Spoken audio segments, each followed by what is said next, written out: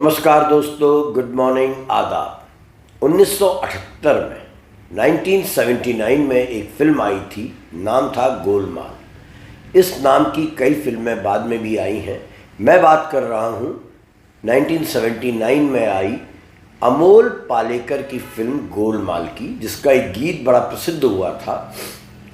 गीत के बोल थे, गोलमाल है भाई सब गोलमाल है, सीधे रास्ते की ये टेढ़ी चाल है। ज़रा गीत सुनिए, फिर आपको समझाता हूँ कि मुझे यह गीत आज क्यों याद आया। गोलमाल है भाई सब गोलमाल है, हर सीधे रास्ते की एक टेढ़ी चाल है, सीधे रास्ते की एक टेढ़ी चाल है। गोलमाल है भाई सब गोलमाल है, गोलमाल गोलमाल। बिहार की राजनीति, बिहार में विधानसभा चुनाव चल रहे हैं। बिहार की राजनीति की ये ट्रेजेडी रही है, त्रासदी रही है कि वो अपराध और सामाजिक समीकरणों के बोझ तले करहाती आई है। इस बार लेकिन हालात एक नए मोड़ पर खड़े दिखाई देते हैं। पटना से लेकर गांव की गलियों तक चर्चा है कि इस बार चुनाव सिर्फ राजनीतिक दलों के बीच नहीं, बल्कि सत्ता की निर्णायक प्रयोगशाला में तैयार हो रहे एक नए मॉडल, जनता के बीच सीधे उतरकर राजनीति गढ़ने के मॉडल और परंपरागत सत्ता संरचना के बीच है, जिसमें जाति भी है, अपराध भी है। मोकामा में बाहुबली दुलारचंद की हत्या हो गई है और उनकी हत्या के आरोप में एक दूसरे बाहुबली अनंत सिंह, जो इस समय एनडीए के साथ हैं, उनकी गिरफ्तारी भी हो चुकी है। और ये घटना, दुलारचंद की हत्या और अनंत सिंह की गिरफ्तारी, स्मरण कराती है कि बिहार में अपराध, बाहुबल और राजनीति अब भी एक दूसरे के बगैर अधूरे हैं। लेकिन इसी घटनाक्रम के बीच एक किरदार और है, और वो किरदार है प्रशांत किशोर उर्फ पीके, जो ये दावा करते हैं कि वे 150 सीटें जीतेंगे। और भाजपा का आत्मविश्वास है कि तमाम जन आक्रोश, वोट चोरी के मुद्दा, बेरोजगारी, महंगाई, तमाम सवालों के बावजूद अंततः वह सत्ता में वापसी करेगी। ऐसे में सवाल उठता है कि आखिर बिहार में चल क्या रहा है। बिहार में बाहुबली राजनीति में कोई नई चीज़ नहीं है, लेकिन मोकामा की ताज़ा हिंसक घटना इस बात की गवाही देती है कि आज भी सत्ता का रास्ता कई जगहों पर बंदूक से होकर ही जाता है। दुलारचंद की हत्या केवल एक आपराधिक घटना नहीं, बल्कि जो बिहार का जो पूरा पॉलिटिकल एस्टेब्लिशमेंट है, वहाँ की जो सत्ता संरचना है, उसके उस अंधेरे कोने का आईना है, जहाँ कानून अक्सर बौना दिखाई देता है, राजनीतिक हितों के आगे झुका नजर आता है। और वहीं दूसरी तरफ बाहुबली अनंत सिंह है, जो खुद वर्षों तक बिहार की राजनीति में बाहुबल का चेहरा रहे हैं, और उनकी गिरफ्तारी, उनको हथकड़ी तक नहीं लगाई गई थी, उनकी गिरफ्तारी पुनरावृत्ति प्रतीत होती है कि ऐसे बाहुबली सत्ता में बने रहेंगे, उनका सत्ता में वर्चस्व बना रहेगा, वो गिरफ्तार भी होंगे, लेकिन फिर वापस लौट आएंगे अपनी अपराध की दुनिया में और राजनीति की दुनिया में। ऐसे में आप कह सकते हैं कि बिहार सच में बदला नहीं है, वहाँ केवल चेहरे बदल रहे हैं, खेल वही पुराना है। इसी परिदृश्य में पीके की बात करना बड़ा जरूरी है। पीके की एंट्री ने बिहार का राजनीतिक तापमान तो बढ़ा दिया है, वहाँ के समीकरण भी कुछ गड़बड़ा दिए हैं। पीके ताल ठोक कर कहते हैं कि वे सिस्टम बदलने आए हैं। ये प्रशांत किशोर का दावा है। राजनीति को जनता के हाथ में वापस सौंपने आए हैं, ये भी प्रशांत किशोर का वादा है। और वो ये भी दावा करते हैं कि बिहार को सही मायनों में विकसित राज्य बनाना उनका उद्देश्य है। पीके को आप कमजोर प्रत्याशी या कमजोर राजनीतिक दल का नेता मत मानिएगा। 665 दिन वो पैदल चले हैं, हजारों गांवों में उन्होंने संवाद किया है, उन्होंने अपना संगठन का वहाँ निर्माण किया है, और उनके पास वो टेक्नोलॉजी में एक्सपर्ट है, उनका एक फीडबैक सिस्टम है जो उनको अन्य स्थापित राजनीतिक दलों से और नेताओं से अलग बनाता है। लेकिन असल सवाल यह है कि ये जो जनयात्रा उन्होंने निकाली थी, जो उन्होंने कई दिनों तक, लगभग 2 साल तक उन्होंने पैदल यात्राएं की थी, ये सच में जनता की शक्ति को संगठित करने का ईमानदार प्रयास है। और उससे भी बड़ा सवाल ये है कि 150 सीटों को जीतने का उनका जो दावा है, उसके पीछे कौन सा गणित है। आप जानते हैं, बिहार की सामाजिक बनावट में जाति ही सबसे बड़ा कारक है। चाहे वामपंथी दल हो, चाहे भारतीय जनता पार्टी हो, चाहे राष्ट्रीय जनता दल हो, जेडीयू हो, कांग्रेस हो, हर दल अपनी अपनी जाति समीकरणों के अनुसार रणनीति बिहार में बनाता रहा है।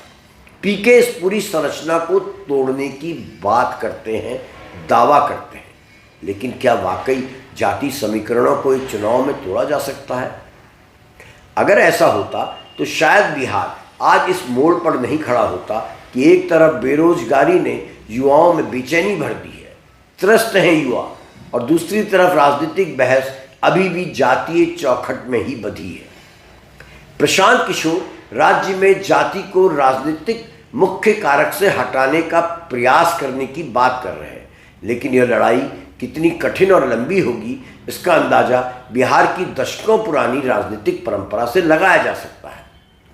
अब देखिए, दूसरी तरफ बीजेपी है, जिस पर विपक्ष, विशेषकर कांग्रेस, और कांग्रेस में भी विशेषकर राहुल गांधी वोट चोरी का आरोप लगा रहे हैं, ईवीएम में हेराफेरी का आरोप लगा रहे हैं, प्रशासनिक दबाव बनाकर चुनाव जीतने का, वोटर लिस्ट को बदलने का आरोप लगा रहे हैं। राजनीतिक भाषणों में जन सरोकारों से अधिक धार्मिक और राष्ट्रवादी विमर्श इन सब के बीच प्रमुख दिखाई देता है। बिहार में भाजपा का जनाधार मजबूत है, निश्चित तौर पर मजबूत है, धीरे धीरे मजबूत हुआ, लेकिन अब मजबूत हो चला है। लेकिन उसके खिलाफ असंतोष भी जबरदस्त है। राहुल गांधी की जो जनयात्रा निकली थी, उसमें भीड़, युवाओं की भीड़ इस बात को स्थापित करती है कि भाजपा और नीतीश कुमार से, जनता दल यूनाइटेड से बिहार का मन अब भर चुका है। फिर भी भाजपा का आत्मविश्वास कम नहीं हो रहा है। ऐसे में सवाल यह है कि आखिर ये आत्मविश्वास किस कारण आ रहा है, कहाँ से आ रहा है?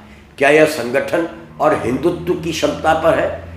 क्या ये उसके राष्ट्रीय नेतृत्व का प्रभाव है, प्रधानमंत्री नरेंद्र मोदी जी का प्रभाव है, या फिर जैसा कई विश्लेषक कह रहे हैं, बहुतों को आशंका है कि कोई ना कोई अदृश्य राजनीतिक समझौता, अदरक की तरह आप कह सकते हैं, नीचे ही नीचे पक चुका है। और ये समझौता है प्रशांत किशोर और भाजपा के बीच। और ऐसी आशंका के कारण है कि प्रशांत किशोर का अतीत भाजपा से जबरदस्त जुड़ा रहा है। 2014 में नरेंद्र मोदी के चुनावी अभियान के वे रणनीतिकार रहे। 2014 वही चुनाव था जो नरेंद्र मोदी जी को राष्ट्रीय राजनीति के परिदृश्य में लेकर आया। यह भी सच है कि बाद में वे मोदी सरकार और भाजपा के कई फैसलों के आलोचक बने। लेकिन क्या राजनीति में आलोचना रिश्तों का अंत होता है? हम जानते हैं, इतिहास हमें बताता है कि भारतीय राजनीति में आज के विरोधी कल के मित्र हो जाते हैं। पीके आलोचना करते हैं, भाजपा इस आलोचना का जवाब नहीं दे रही है। आप गौर कीजिएगा, पीके के खिलाफ भाजपा बहुत मुखर नहीं है, और ये शांति ध्यान खींचने लायक है। भाजपा के बड़े नेताओं के भाषणों में पीके का नाम तक नहीं आता है। ऐसे में सवाल उठना स्वाभाविक है, लाजमी है कि ये शांत दूरी संयोग है या कोई रणनीति है, कोई अदृश्य अंदर खाने, अंडर द टेबल समझौता है। एक और दिलचस्प बिंदु है कि पीके घोषणा कर चुके हैं कि वो मुख्यमंत्री पद की दौड़ में नहीं है, वो चुनाव भी नहीं लड़ रहे हैं। ठीक ऐसा ही ऐलान पासवान ने भी किया है, चिराग पासवान ने। यानी दो ऐसे युवा चेहरे जो संभावित रूप से वोट काट सकते हैं, दोनों चुनाव से बाहर हैं। उनकी पार्टियां लड़ रही हैं, लेकिन वे स्वयं चुनाव नहीं लड़ रहे हैं। इसे संयोग मानेंगे या कोई रणनीति? यदि चुनाव परिणाम भाजपा के अनुकूल जाते हैं, तो क्या यह साफ होगा कि मैदान दरअसल शुरुआत से ही भाजपा के अनुकूल बना दिया गया था। और यदि महागठबंधन को नुकसान होता है, तो क्या यह मान लिया जाए कि कि पीके के मैदान में उतरने का अंतिम परिणाम वही हुआ जिसका डर तेजस्वी यादव बार बार जताते आए हैं, वोट बंटवारा और विपक्ष का नुकसान। यह भी ध्यान देने योग्य है कि प्रशांत किशोर ने स्वयं कहा है, और उनका डायलॉग जरा गंभीरता से सुनिए। पीके कहते हैं जो पुरोहित विवाह करवाता है वही श्राद्ध भी करवाता है, यानी जो सरकार बनवा सकता है वह गिरवा भी सकता है। यह वाक्य बिहार की राजनीति में एक खुला संकेत है। क्या यह संकेत भाजपा की तरफ है या फिर राष्ट्रीय जनता दल की तरफ, या यह केवल सत्ता में अपनी भूमिका के प्रति आत्मविश्वास भरा बयान मात्र है? 2020 के चुनाव में आपको याद होगा महागठबंधन मात्र 15 सीटों से हारा था और लगभग 40 सीटों पर तो उसकी हार जीत का अंतर 2% से भी कम था। यानी वोट का बंटवारा थोड़ा भी अलग होता, परिणाम भी अलग होते और सत्ता भी अलग होती। इस पृष्ठभूमि में प्रशांत किशोर की एंट्री और उनके दावों को कमतर आंकना भूल होगी। पर सवाल यह भी है कि पीके की रणनीति जनता के हित में है या सत्ता की जंग में एक नए प्रकार की कंसल्टेंसी राजनीति को स्थापित करने की कोशिश। दूसरी तरफ तेजस्वी यादव हैं, युवाओं में लोकप्रिय हैं, बेरोजगारी के मुद्दे पर मुखर हैं, मगर अपने अतीत से घिरे हुए हैं। और उनके अतीत की जब बात मैं कह रहा हूं तो उनके पिता का अतीत है। यदि पीके सच में बिहार को जाति राजनीति से बाहर निकालना चाहते हैं तो क्या उनकी रणनीति तेजस्वी जैसे नेताओं को राजनीतिक तौर पर कमजोर करने की है? और यदि ऐसा हुआ तो क्या इसका लाभ भाजपा को नहीं मिलेगा? यह सवाल सिर्फ विपक्ष का नहीं, राजनीतिक विश्लेषकों का भी है। इसी क्रम में एक बड़ा प्रश्न और है, क्या पीके और भाजपा के बीच कोई अदृश्य समझौता है? इस सवाल का कोई प्रत्यक्ष उत्तर तो है नहीं, ना किसी नेता ने इस पर कोई टिप्पणी की है, लेकिन राजनीति में कई बार मौन भी संकेत होता है। भारतीय जनता पार्टी पीके पर हमला नहीं कर रही है। पीके भाजपा को मुख्य लक्ष्य बताने से बचते हैं और ज़्यादा फोकस नीतीश कुमार और जनता दल यूनाइटेड पर रखते हैं और उनके टारगेट में राष्ट्रीय जनता दल भी है। क्या यह महज रणनीतिक फ्रेमिंग है या राजनीतिक सौहार्द, या ये पॉलिटिकल कंसल्टेंसी का एक नया चेहरा है? डेफिनेटली 14 नवंबर को इस सवाल का उत्तर बिहार की जनता दे देगी। और इसी राजनीति के बीच याद रखना होगा कि बिहार आज भी शिक्षा, स्वास्थ्य, रोजगार, अपराध इत्यादि से जूझ रहा है। मोकामा की गोलीबारी, अनंत सिंह की दिखावटी गिरफ्तारी, ये सब यही बात को पुख्ता करते हैं कि आज भी बिहार में कानून का शासन नहीं है, अपराध का अंत नहीं हुआ है, बाहुबलियों का आज भी वहाँ वर्चस्व है और जाति आज भी वहाँ पर एक मेजर फैक्टर है। पीके का मॉडल सफलता पाए या नहीं पाए, भाजपा फिर सत्ता में लौटे या महागठबंधन की वापसी हो जाए, बिहार की जनता को यह पूछना ही होगा कि आखिर सत्ता में आने वाले दल की प्राथमिकताएं क्या हैं? युवाओं का भविष्य या केवल राजनीतिक समीकरण, और इन समीकरणों के जरिए सत्ता पाना? बहरहाल जो तय है वह यह है कि इस बार का चुनाव केवल सीटों का गणित नहीं बल्कि राजनीतिक प्रयोगों की परीक्षा भी है। अगर पीके जीतते हैं, वो 150 के लक्ष्य के करीब भी पहुंच जाते हैं, तो यह भारतीय राजनीति में एक नया मॉडल बन सकता है। और यदि भारतीय जनता पार्टी जीतती है तो इससे यह साबित होगा कि राष्ट्रीय नेतृत्व और संगठन का प्रभाव अभी भी अटूट है। मोदी जी का जाम अभी तक खत्म नहीं हुआ है।